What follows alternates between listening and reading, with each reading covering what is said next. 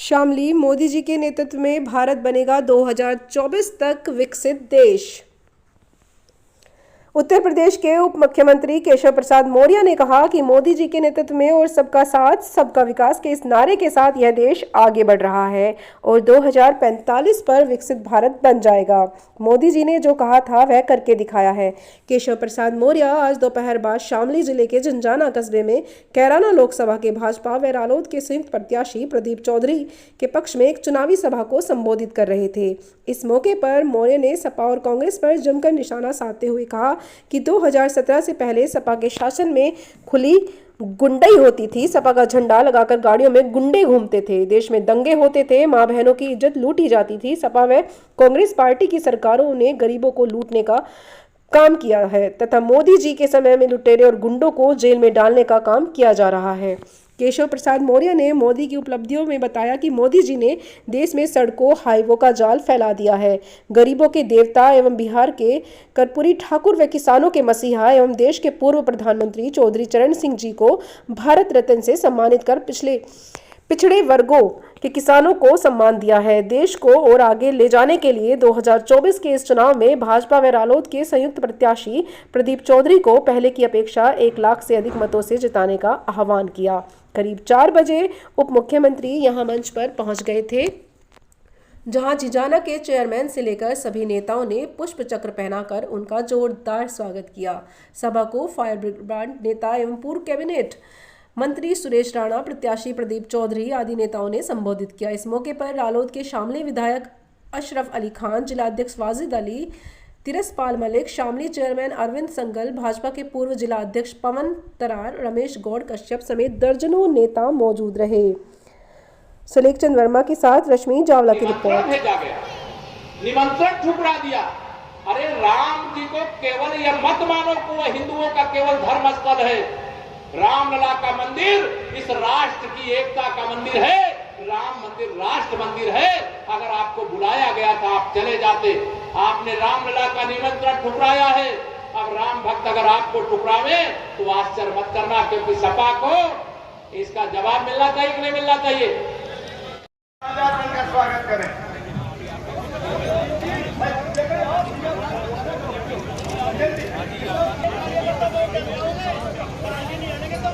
कमल का बटन दबा करके मोदी जी को धन्यवाद करने का काम करना है। लेकिन एक गरीबों के देवता कर्पूरी ठाकुर जी, जिन्होंने सामाजिक न्याय की नींव डालने का काम किया, बिहार के मुख्यमंत्री के रूप में उनको भी भारत रत्न का देश का सर्वोच्च सम्मान माननीय नरेंद्र मोदी जी की सरकार ने देने का काम किया है। ये अति पिछड़ों का जो सम्मान है वो बहुत बड़ा सम्मान है। उसके लिए भी माननीय प्रधानमंत्री मोदी जी का धन्यवाद करना है और कमल का फूल खिला करके करना है। मैं यहाँ पर आप सब लोग, प्रधानमंत्री जी गरीब व्यक्ति के पास अगर बीमार हो जाए तो इलाज कराने का पैसा नहीं होता था। 5 लाख रुपए तक का इलाज कराने के लिए आयुष्मान भारत कार्ड बनाने का काम किया। बताइए किया है कि नहीं किया है? ये मोदी जी ही कर सकते हैं। याद करिए 2017 से पहले शामली में कितने घंटे बिजली आती थी, याद है? भूल गए? कितने घंटे आती थी? अब कितना आती है? सपा सरकार के समय बिजली आती नहीं। प्रधानमंत्री जी से भेंट होगी तो मैं बता दूंगा कि कैराना लोकसभा जितने वोटों से 2019 में जीती थी, कम से कम उसमें और 1 लाख ज्यादा वोट बढ़ा करके जिता करके भेजने का काम करोगे। ये नारा लगा सकते हैं क्या? 2 लाख पार लगा सकते हैं क्या? या इसलिए लगाना है कि हम 80 की 80 सीटें यूपी की जीत रहे हैं। आपको बता रहा हूं, सपा वाले, बसपा वाले, कांग्रेस वाले इसीलिए बौखलाए हुए। उनके कार्यकर्ताओं का उत्साह मंद पड़ गया है। कोई उनका कार्यकर्ता निकलता है फील्ड में, भारत होना चाहिए कि नहीं होना चाहिए? दोनों हाथ रख बताइए, होना चाहिए कि नहीं होना चाहिए? माननीय नरेंद्र मोदी जी ने देशवासियों से अपील करते हुए क्या कहा है? भ्रष्टाचार मुक्त भारत बनाने के लिए अभी तो झांकी है। अभी जो आपने देखा है ना 10 वर्षों में, अभी ये झांकी है। पूरी पिक्चर तो बाकी है मेरे मित्रों, पूरी पिक्चर बाकी है। इन अपराधियों को, इन माफियाओं को, इन गुंडों को, इन भ्रष्टाचारियों को उल्टा लटका करके सीधा करने का काम तो शुरू हो गया है, लेकिन अभी जो सुधारने के लिए अभी बाकी है, देश को लूटा है भाई। 10 साल मनमोहन सिंह जी की अगुवाई में केंद्र में सरकार थी, श्री राहुल, और जिसने खाया है पाई पाई वसूल करके गरीब की भलाई में, देश की भलाई में, किसान की भलाई में, नौजवान की भलाई में और हमारी माताओं बहनों की भलाई में लगा देने का काम करूंगा।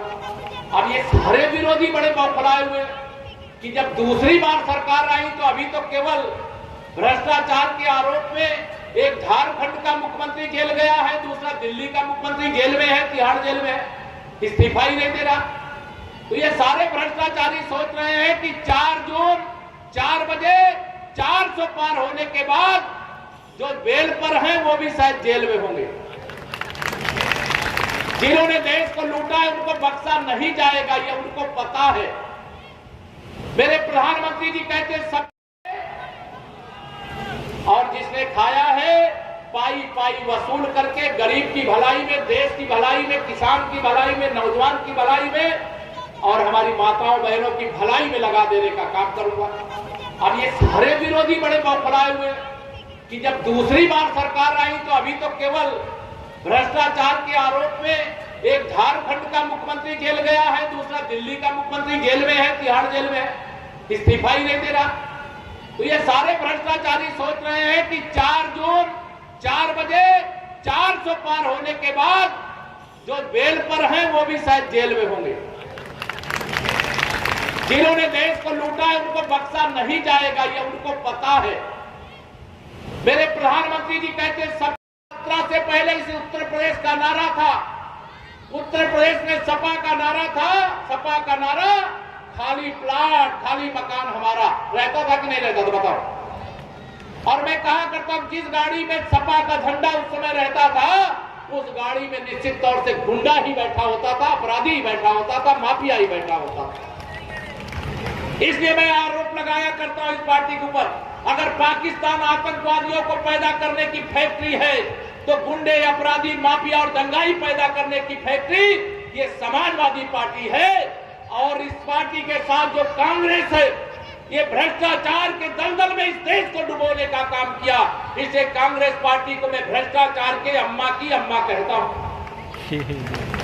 उत्तर प्रदेश कांग्रेस में भारत देश होने जा रहा है।